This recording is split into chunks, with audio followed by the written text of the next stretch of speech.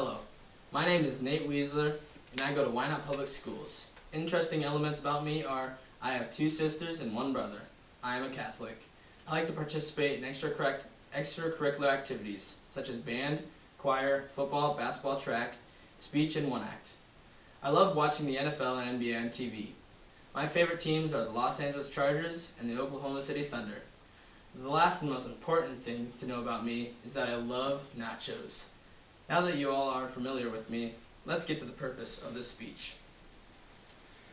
Yesterday is the past, tomorrow is the future, but today is a gift. That's why it is called the present. Bill Keane. I first came in contact with a quote a lot like this one when I watched the movie Kung Fu Panda.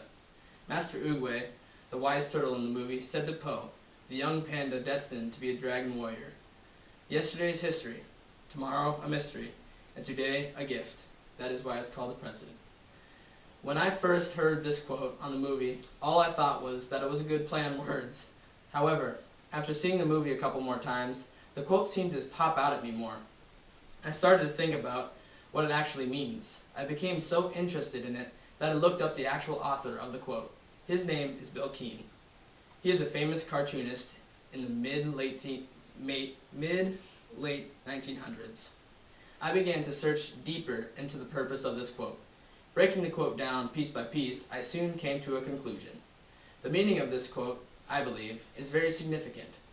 I like this quote because it teaches us a great lesson about the life that we all need. It means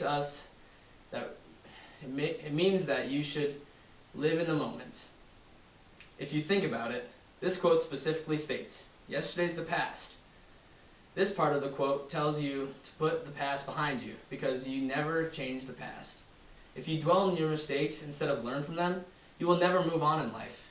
Next, it states tomorrow is the future. This also tells you not to focus on what is to come, because if you do that, then you won't live your life to the fullest. Either you will be anticipating something amazing to come, or you will be dreading the day when a certain event will come. Finally, the quote says, "Today is a gift," and that is why it's called the present.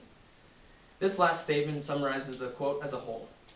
It tells us to live today as a gift from God, because you never know when it will be your last. The last line of this quote is my favorite. It puts some English humor at the end, and I'm a sucker for that kind of humor. If you follow the statements of the standards of living that this quote lies before us, you will never find yourself hoping or dreading on what's to come, and you will always improve your life by not focusing on what you didn't do right in the past. You will live your life to the fullest, which will ultimately leave you with the best life you can ask for. That is why this quote has a significant role in my life, and why others should appreciate this quote.